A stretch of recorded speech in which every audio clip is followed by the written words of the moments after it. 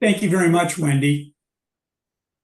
Appreciate that and appreciate you all being here. It is always a great opportunity to be able to hear from our faculty and tonight our dean about current things going on at the law school. And there are so many great things happening. So as Wendy mentioned, I am Rob McGregor. I'm the Senior Director of Philanthropy at the law school. And it is my privilege to be able to introduce our Dean and John W. Reed Professor of Law, Rick Bierschbach. This month begins Rick's 8th year as Dean of Wayne Law. Rick arrived in 2017 with some very ambitious plans for the law school, and I am pleased to say that he has accomplished all of those and executed every single one of them. And that has led our distinguished tax professor of 54 years and Wayne Law historian Alan Schenk to proclaim that Rick is one of the most influential deans that Wayne Law has had in our almost 100-year history.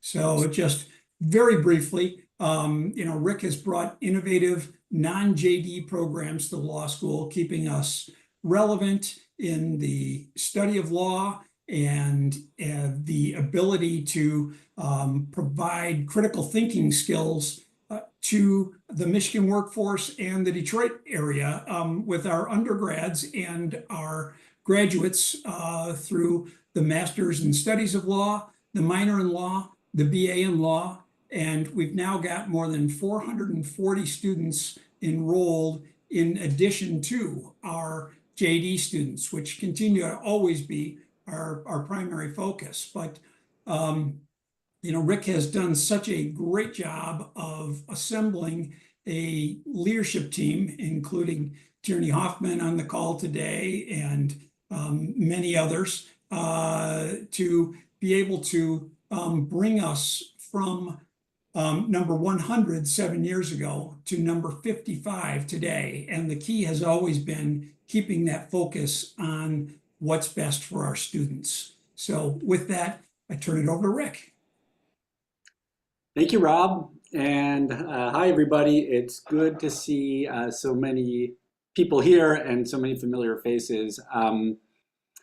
And yeah, what can I say? I'm starting my 8th year. I'm excited to talk to you about what's going on at the law school. It's always a fun time this time of year, right? The students are coming back soon, and we're already gearing up. Not that things really slow down too much over the summer if you're a law school dean, but it's always an energizing time of year. And it doesn't feel like it's been 8 years. It feels like it's been 18 months. In terms of how quickly it's gone by. In terms of wear and tear, it feels like it's like dog years, so it feels like it's been about 56 years. But I love it, and I'm really happy that I'm starting my 8th year. I really, in these events, which I do periodically, I love to hear from you all and hear your questions. So I don't want to talk for too long, but I will just kind of flag a couple of things that are going on. And maybe expand on a couple of things that Rob said. It's an interesting time in legal education as we approach our centennial, which is going to be in 2027.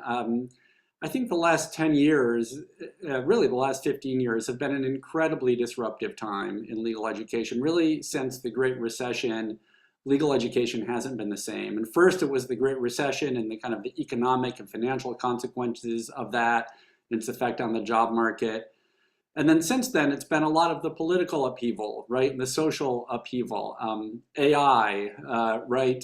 Supreme Court decisions, the COVID pandemic, obviously, and the shift to prominence of online approaches to education, not just in the law, but everywhere, and online and remote work. And we have a very active regulator. The American Bar Association is our regulator, and they've taken a little bit more of an aggressive role in trying to shape the future of legal education than they have in the past. And so it's just been a really interesting and, if you will, wild, but also kind of fun time to be at the forefront of legal education.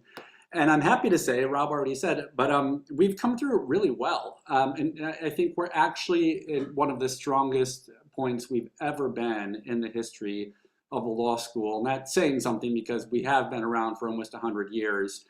Rob mentioned that our U.S. news ranking is as high as it's ever been, the highest it's ever been. And that's great because that, I think, does point to some fundamental strength, especially since they keep changing the methodology and our ranking has stayed high. But it won't always stay where it is. It's going to bounce around because the rankings are kind of a strange beast. They'll change the methodology and rankings will go up and down a little bit, but fundamentally the law school is really strong. A couple of other things that speak to that, and one that I'm really proud of. If you look at the ratio, there was recently a study done on the ratio of debt to earnings from law school graduates. We're the number 11 law school in the country. So for value, just for a pure value proposition, for your ability to pay off your legal education or get a financial return on your legal education, we're the number 11 law school out of all law schools, and the number 4 public law school, which I think is really cool because that's always been a core part of our mission, right? To give a fantastic legal education to talented people from all walks of life, regardless of their financial circumstances. And so we pride ourselves on that social mobility and that access mission. And it's not just kind of the financial numbers. If you look at our jobs numbers, our students are doing really well. For our last class that we have data, 93% of them had long-term full-time jobs for which you need to have passed the bar, for which a JD is an advantage. We're ranked in the top 50 on that. So we're feeling really good. And this year, we hope to continue that trend as much as we can. There's a lot of things coming down the pipe. I would say just a few things I'll hit. We're about to seat our next incoming class. And that's always a big deal, right? That's our 125, roughly, JD students, new 1Ls will be joining us. That's the class size we've been at for a while. That's the class size we'll probably maintain for a while. And the class looks great. Their incoming credentials are just as high as they were last year, which are the highest credentials we've ever had, despite some softening in our kind of relevant market segment. So their incoming LSAT score looks like it's going to be a 162, and their incoming grade point average median looks like it's going to be a 3.83, which are just really off the charts numbers. In terms of diversity, 40% of the class right now self-identifies as non-white, which is also just really great given our mission and given what we're hope to do on the legal profession side, which is make the profession look more like the citizenry that it represents. And that's even after Michigan's laws and now the Supreme Court case that make it clear that you cannot take race into account in admissions, which we don't. Our admissions are completely race blind. So we're really, really proud of that number. So that's a big focus of ours for the next few weeks, getting that class seated. Rob mentioned that we have some other students joining us too. I just want to mention briefly those programs. About 3 years ago, we branched out and started having programs for students who don't necessarily want a JD. So we started a master's for non-lawyers. We also started an undergraduate interdisciplinary minor in law for undergrads, and then branched that out into an undergraduate interdisciplinary BA in law this past year. And across all of those different segments of non-JD legal education, we've got, I think it's even more than 440 at this point. I think it's more like 540 students if you count the students who are in the minor, the students who are in the BA in law, and the students who are in the master's for non-lawyers, which really is aimed at working professionals. Those people are almost all working full-time. So we've got about almost 240 students in the BA in law starting this fall, and about 110 students in the master's for non-lawyers. which is just really great because these programs, as I said, are only a few years old. So we're bursting at the seams because of these programs. They are helping students get exposed to law at the undergraduate level. These students may or may not want to go to law school, but a lot of these students are going to want to go work in real estate, or work at a bank, or work for the government, or work in public interest, or work in HR. And the fact that they've had some actual legal training as undergraduates gives them a huge leg up. So the students write to us. They tell us how much they love this program. The master's students, as I said, those are mostly working professionals. We have 3 different concentrations there. We have a concentration in human resources. We have a concentration in health law. And we now have a new concentration in compliance. And so they tend to be doing jobs in those areas already. Those are heavily regulated areas. They're law adjacent areas. And it helps them a lot to understand the law better, to have some training in the law, even though they're not going to be lawyers and they don't need a 3-year JD. So those students, the enrollment of those classes is increasing. Because of that, we, of course, have had to hire more faculty because we obviously need to keep our standards and our tradition of excellent faculty who care a lot about their students. And we've got more students, and so we need more faculty. We've got 6 new tenure track faculty joining us this year, which is a really big deal. I mean, 6 new tenure track faculty is a large number. And it's not just that we've got 6 really outstanding people who honestly are the kind of people who I think 15 years ago, it would have been even harder for us to land, but we're just in a very competitive posture right now. So there's one person joining us from Villanova, where he was a visiting assistant professor, and he focuses sort of on consumer protection and that area of public law. There's someone joining us from UMass, who is a proceduralist, focuses a lot on civil procedure and also a little bit of Islamic law.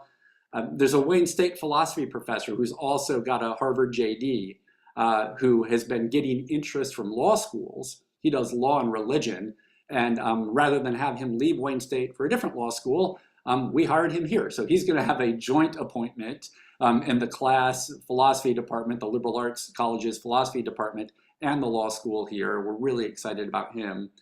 There is somebody from New England Law School who is an expert in financial regulation and has written some very high profile kind of best-selling books about public kind of financial regulation scandals in corporate scandals. And she has 200,000 followers on Twitter. I mean, she's really a public intellectual. She's joining us. We hired her away from New England.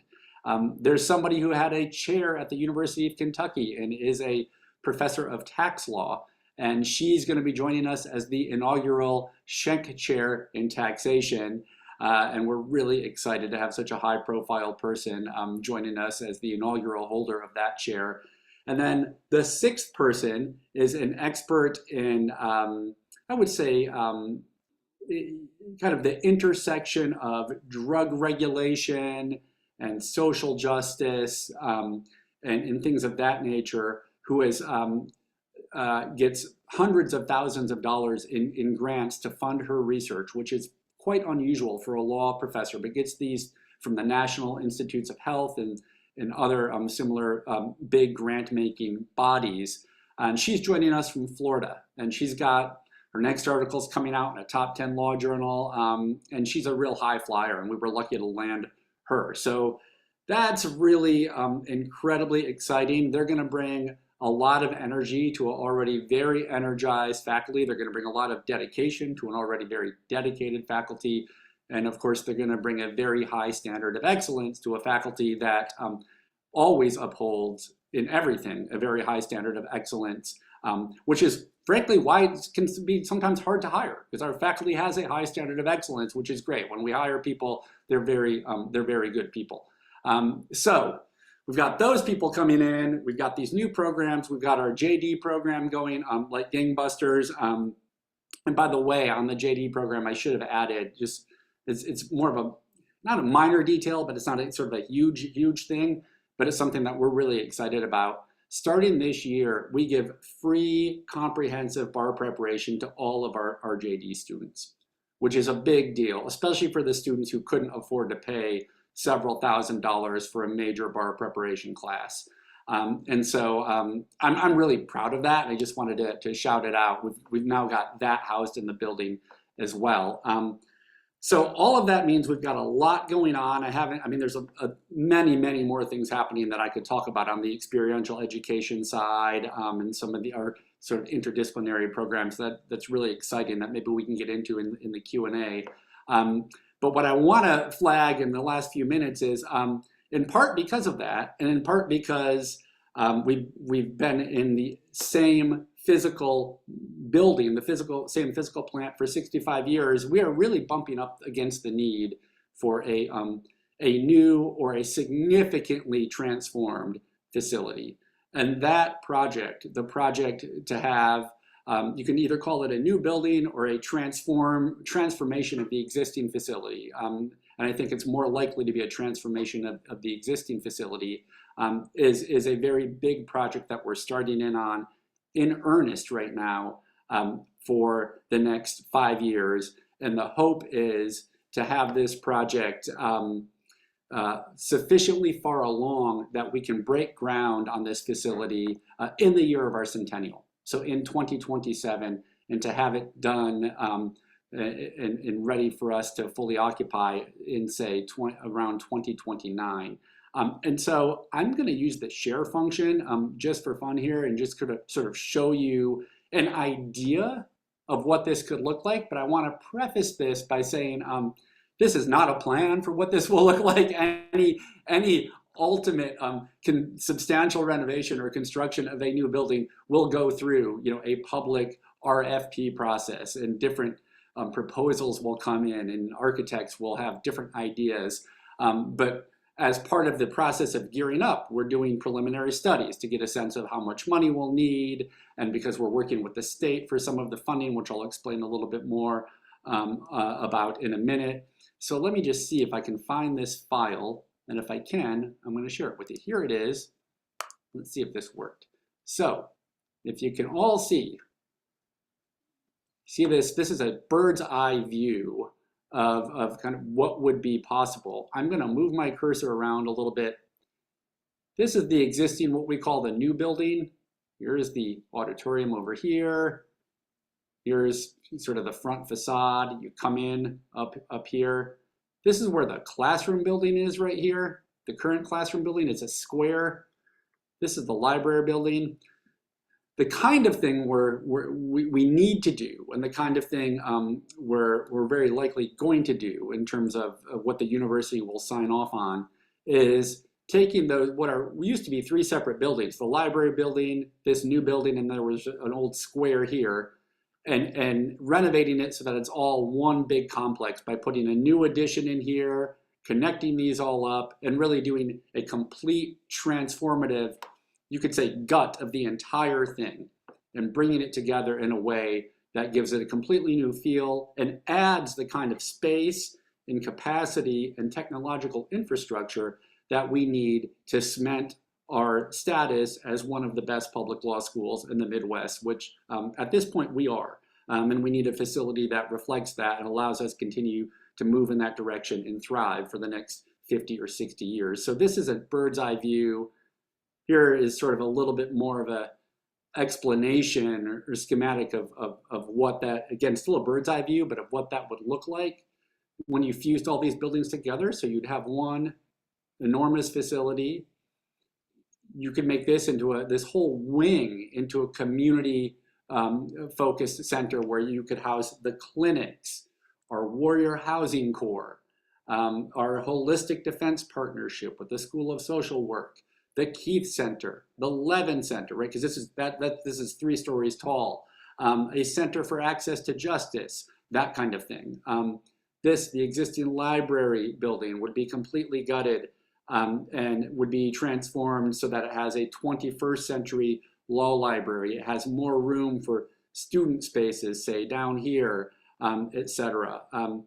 A new kind of annex would be added to the corner that adds more space and can be used as a lounge space and a presentation space for faculty, things like that.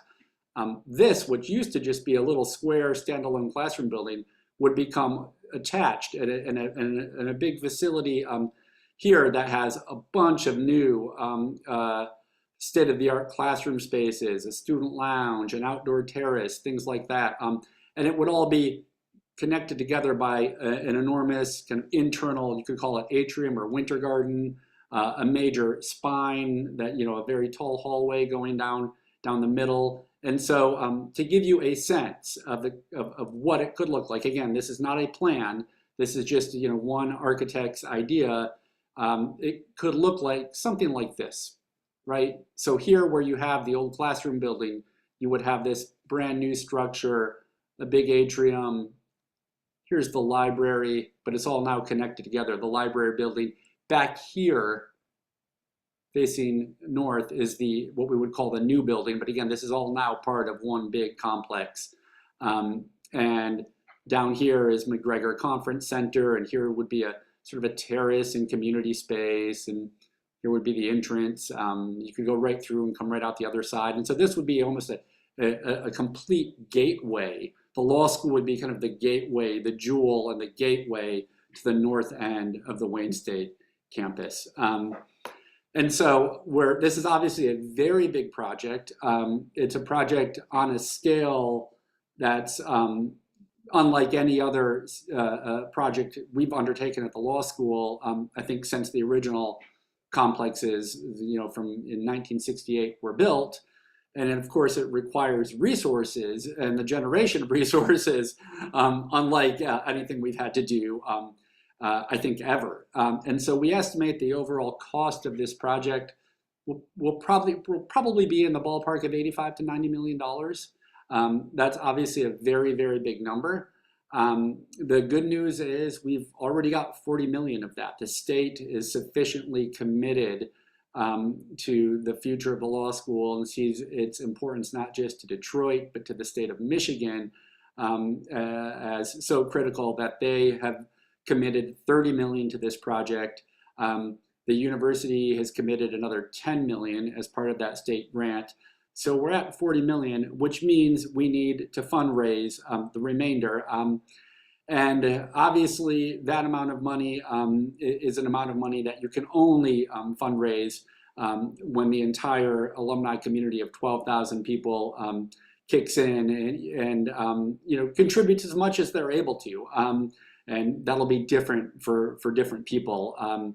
But if everybody does that, we actually, you know, we've got a plan, and we think we can get there if everybody does what they're able to do. So that's a project that is going to really be the sort of the physical embodiment of the transformation that the law school has undergone programmatically and reputationally and status-wise, and I would say even financially in the last, say, 7 to 10 years.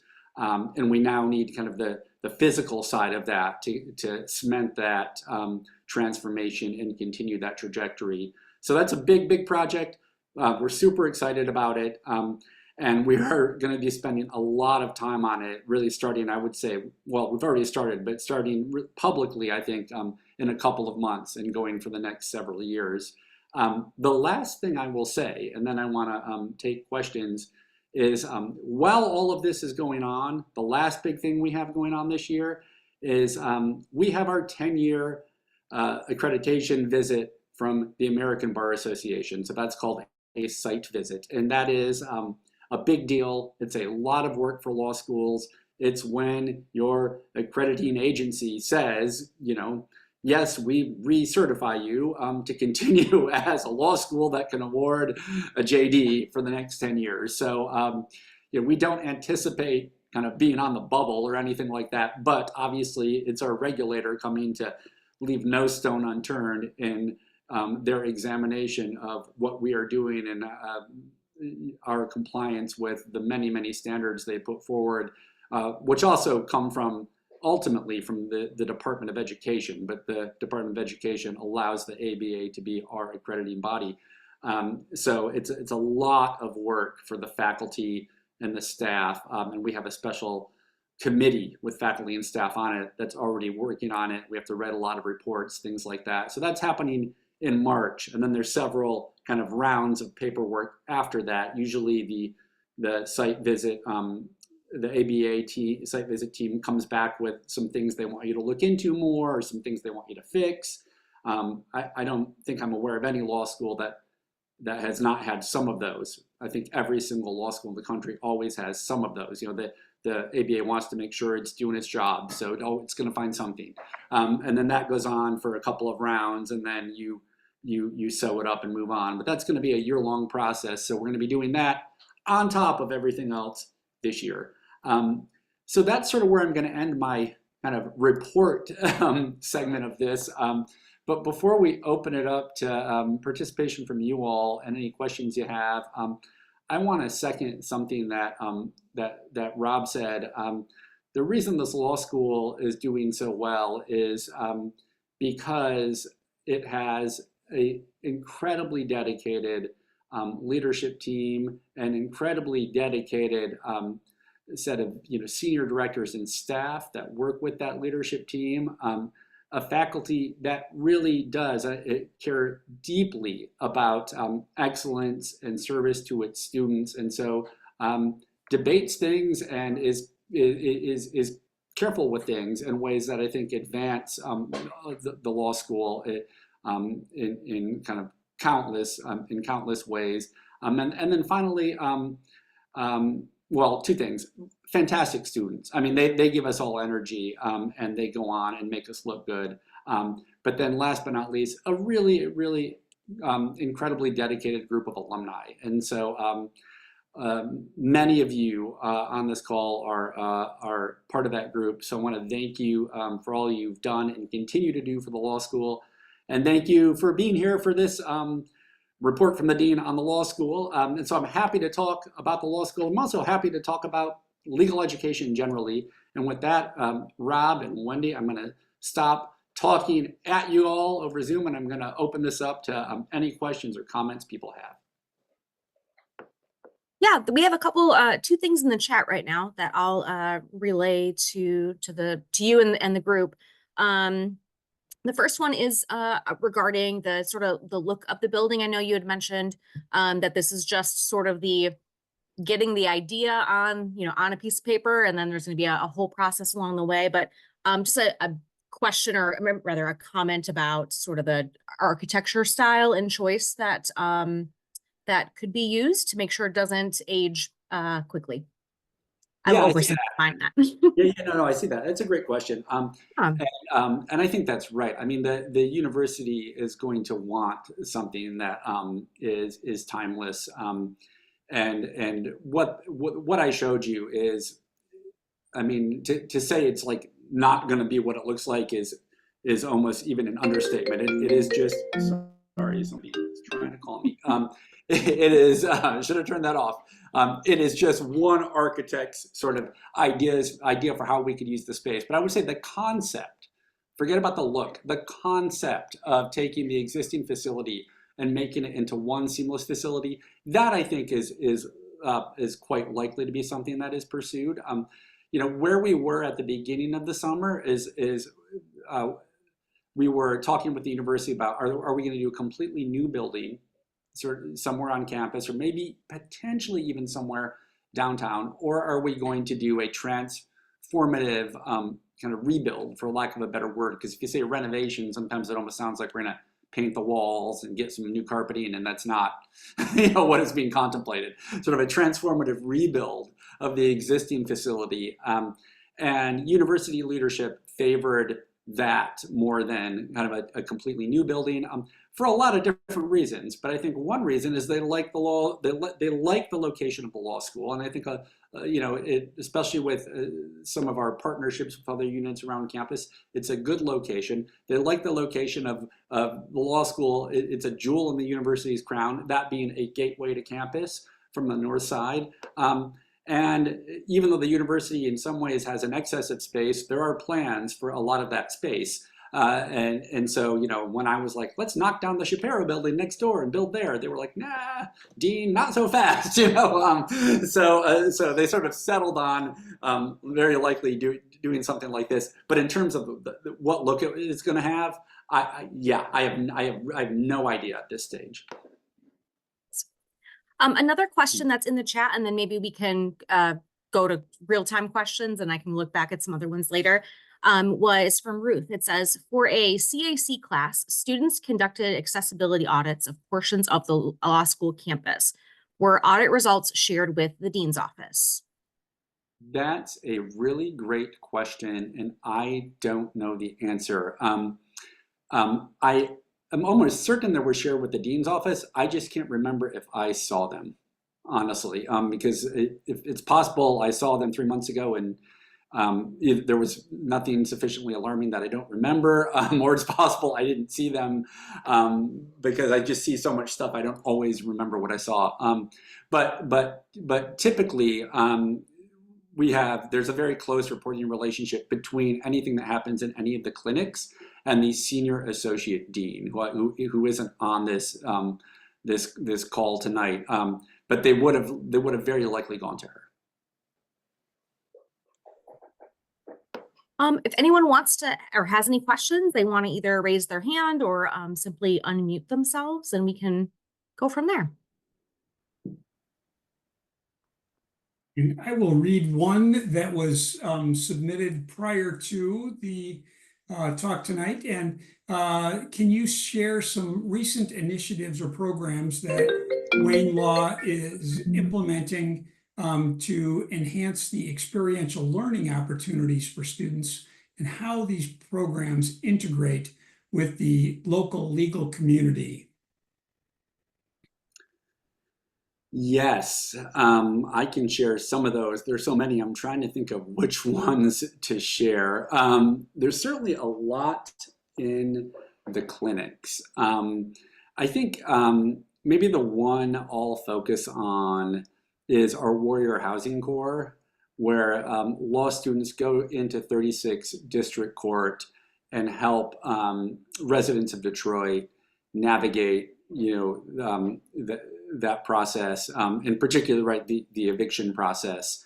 And so they work closely, not just with people in our experiential education programs in the law school, but they also work with lawyers at places like Lakeshore Legal Aid. They work with other volunteer attorneys. They get to know, people on the in the housing court. So lawyers on the other side, they get to know the judges.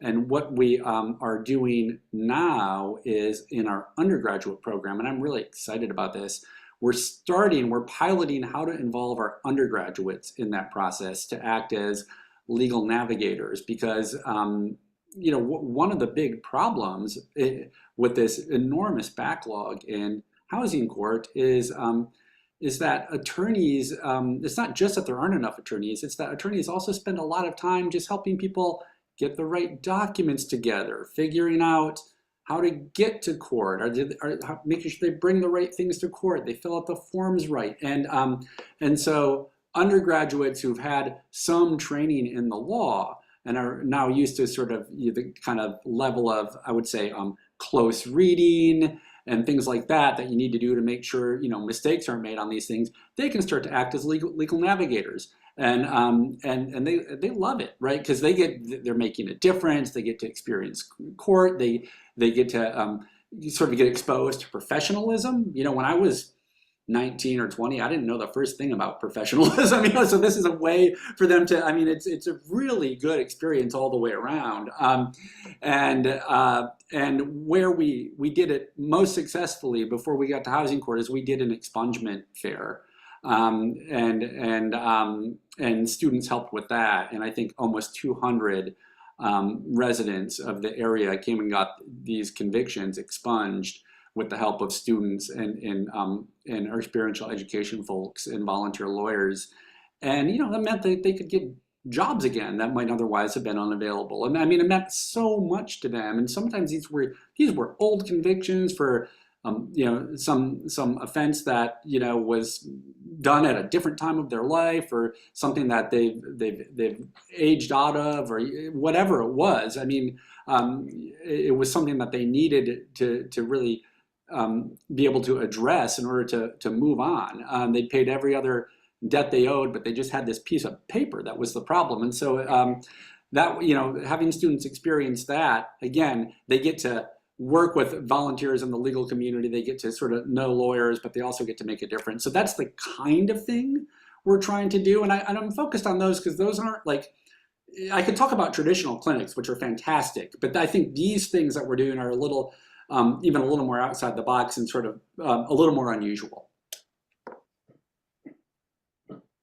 And Rick, those are the things that you're really intending to expand as you get that new space, the new building, and access to justice centers. So, and greater resources. Yeah, that's right. And I think there's a lot of support for the idea of an actual full-fledged Center for Access to Justice to complement the other two full-fledged centers that we currently have. So the Keith Center, which is doing really great work in the area of civil rights and kind of structural reform, and the Levin Center, which is doing great work in the area of government oversight and kind of education on civics. A center on access to justice, on how to solve these big backlogs, say, in the civil litigation system, on how to deal with the fact that we have a lot of lawyers, but a lot of people who need a lawyer and can't get one,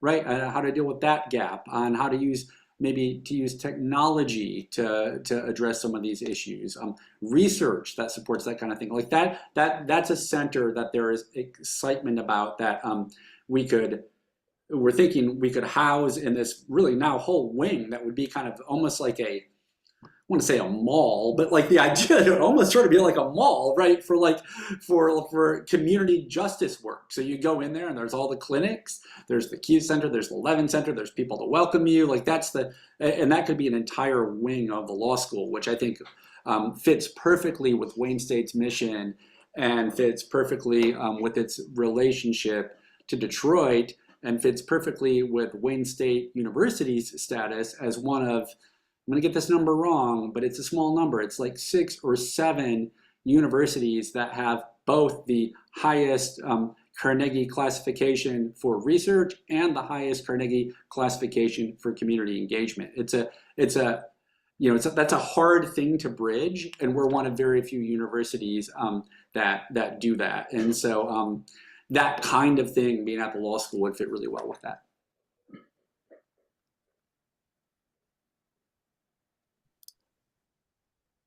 All right, if folks want to have any questions, they'd like to unmute or raise their hand. We won't make Rick necessarily call on people, but if we want to... I'm not going to call on anybody. I haven't done this method in a little bit now, but I do miss it. So maybe, I don't know, maybe I will call on someone. Yeah.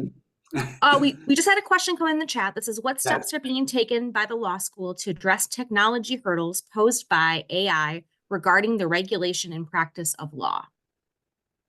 That's a really good question. And it's one of those questions that I feel like whatever answer I give would be outdated in about 45 minutes because things are moving so fast. But I can tell you what we have done. It's not a very sexy answer, but it's probably the right answer. We have a committee that has been looking really closely at this, and we're keeping very, very close tabs on it. The first thing the committee did was come up with some standards and practices for how we should just deal with, they might sound kind of mundane, but they're very important issues. Students using AI as part of their legal education. So like, what if somebody uses AI and they're not authorized to, say, on a term paper, right? Or, what if we want to have classes where we teach them how to use AI, right? So we just had to come up with some standards for that, and we have. The committee's issued a couple of reports on those, and the faculty they're making some tweaks. But the next set of things will be more about how we can integrate AI and facility with AI and into educating lawyers who are going to live in a world that is deeply enmeshed in AI, right? And so we're right now doing a survey of all of the AI classes that have been started at law schools, and to get a sense of which one or two we should offer this year, and then from there we're going to kind of build out. And I will say, this happens. Some of this process is a little bit organic. So clinics, for instance, are going to be dealing with AI just as part of their practice, because as AI infiltrates every area of practice, it's going to hit our clinics too. And so students who take a clinic are going to get real world exposure and experience with how to interact with AI in the practice of law, and how to interact with AI in light of your professional obligations and ethics standards and things like that. So that's going to happen, but we're also going to have classes that are dedicated to this, and we're going to be rolling those out over the next few years.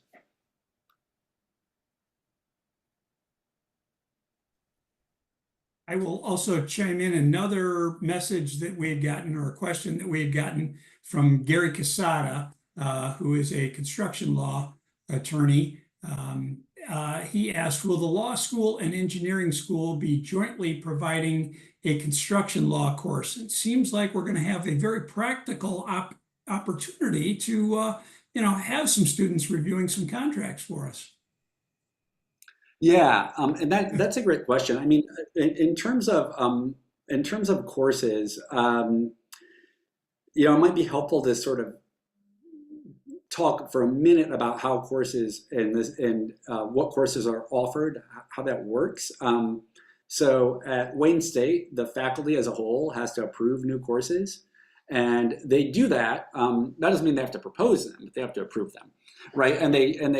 And you're always sort of balancing a number of factors when you decide to offer a new course. Obviously, one is resources, teaching resources, money, things like that. Another one is the need for the course, right?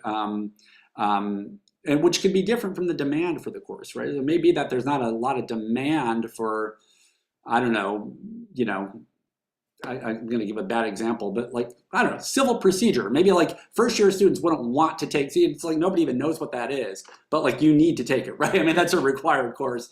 But you can say the same thing about electives. There might be courses that we think students need to take even if they don't want to take, or that we should offer even if, and should try to encourage students to take. And then there's courses that students just want. And if they all want some crazy course, we wouldn't necessarily offer that. But if they all want a course that also is a reasonable course to offer, we would think about offering that.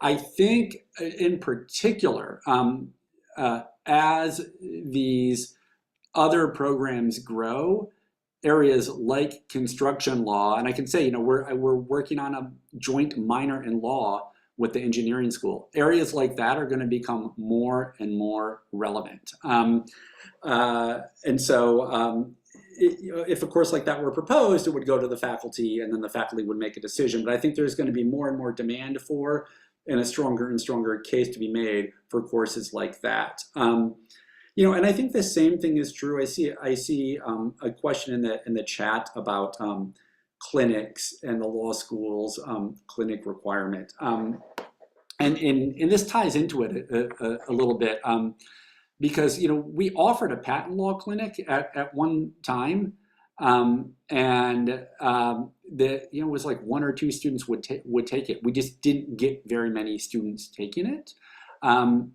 But the question is, well, what if they're doing something like that full time at a law firm? Then why do they have to go take some other clinic? And this is an area where our faculty has to make decisions, but not just our faculty.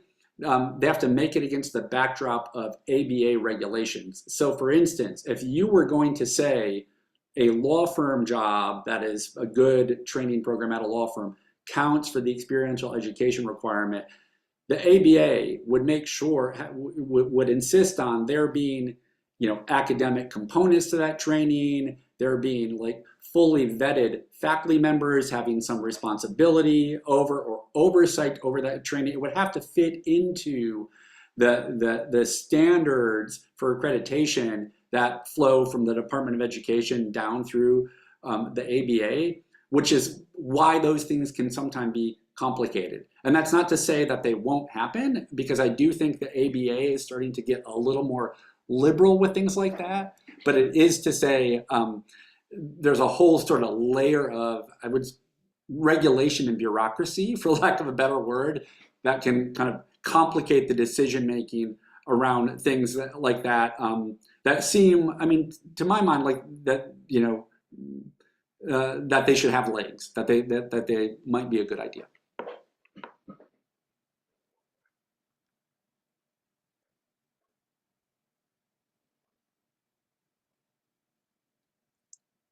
Any other questions? People can put them in the chat or raise their hand.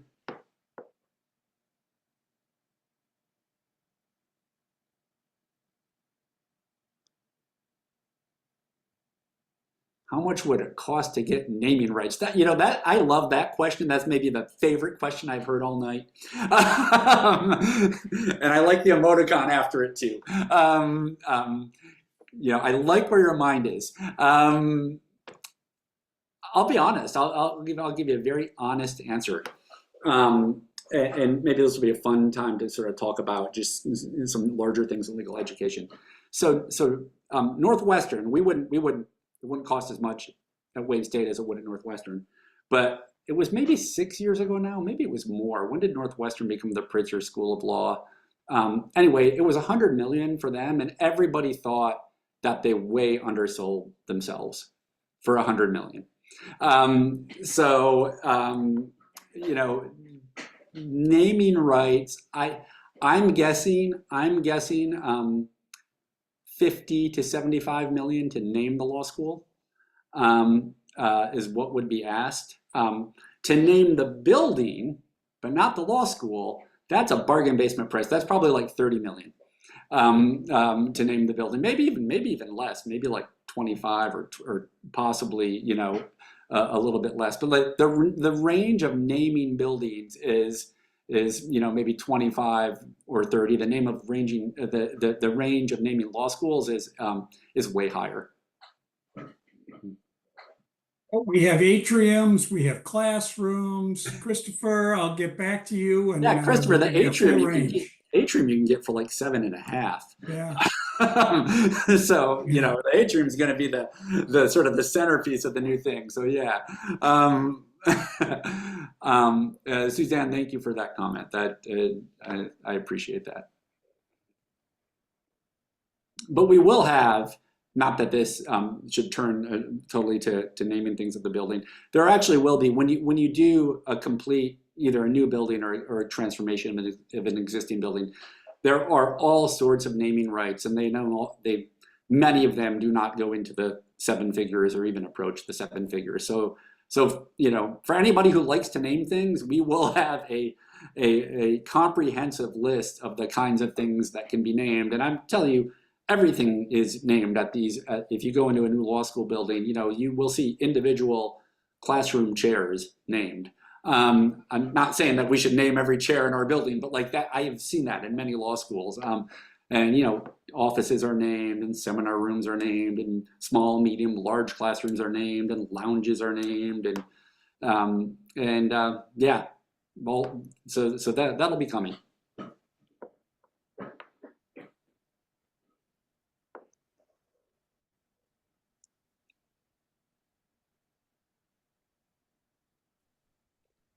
I feel like all of our pre-submitted questions have been sort of asked or covered. Oh, sorry, Suzanne just dropped another one.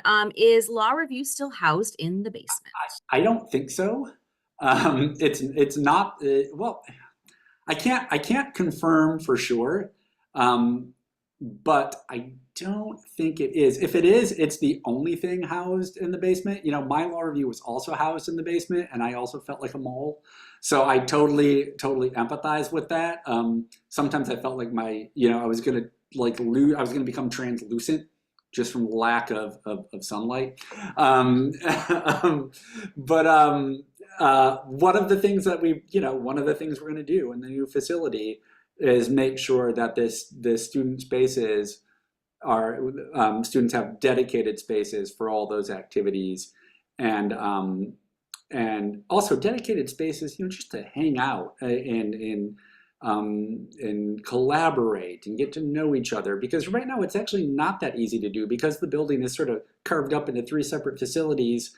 You got to find these little corners here and there, but there aren't really great community spaces, and so that's going to be a big focus on the new building. And it won't just be for students, it'll be for you all too, right? It'll be for everybody. The whole idea is it's going to be a place where students, alumni, lawyers, right?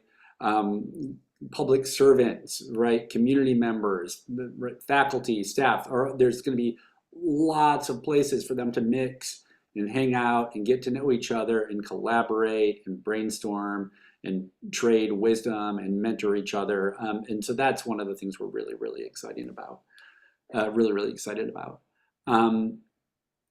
Christopher, I think that the reason that there's no grading onto law review anymore is because the law review editorial board adopted that policy because they thought it was more equitable, and they've always sort of controlled. We actually don't control what their standards are for membership. I do think that they are still taking grades into account in some way, but I think that you can't only grade on anymore, is my understanding of their current policy. But that was a policy adopted by the editorial board.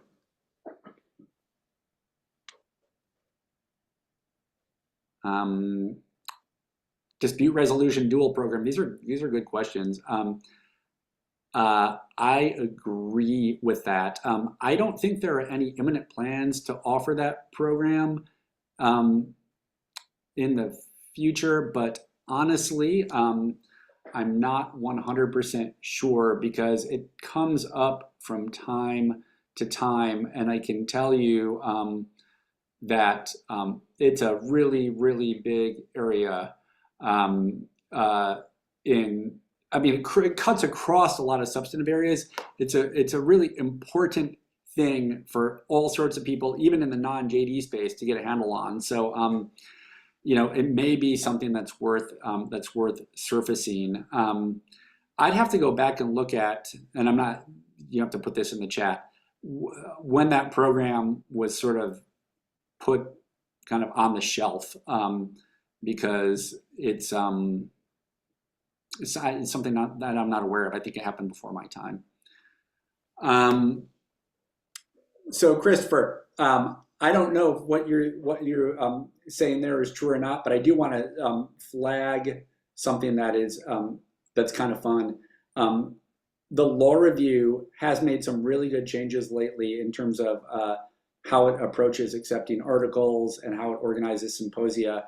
And it started to get like really big names at these annual symposia. And there's this whole world of law professors, right, submitting to law reviews, submitting their articles. And there's like, you can go on Reddit and stuff. You see law professors talk the way other people talk. And the Wayne Law Review is but climbing the charts in those conversations. So we see conversations nowadays that are like, gosh, I got an offer from whatever, Texas A&M, and I got an offer from Wayne Law Review.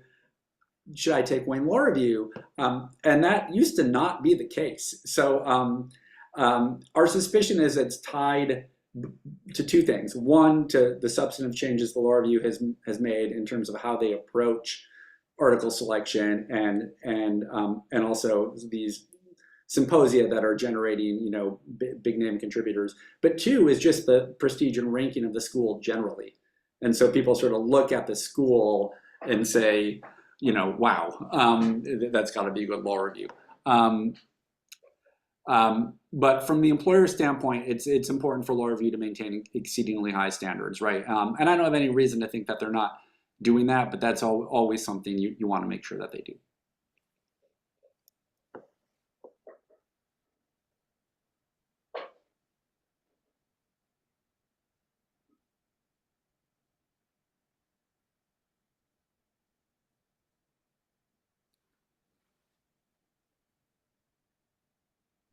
Well, we're getting close to our time. So, right? you know, Yeah. I want to be mindful of the other fellow introverts on the call that maybe just need a second to, you know, summon up their words and everything. So, unless there's any last minute questions, I want to say thanks again for everybody being on the call.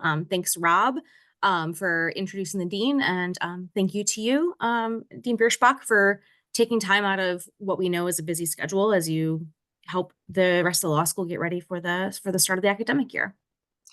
Thank you, Wendy and Rob and team for setting this up. And thank you everybody who jumped on to listen and be a part of it. And thanks especially for the questions. They were great and fun to answer. Take care, All right, everyone. thanks everyone. Bye.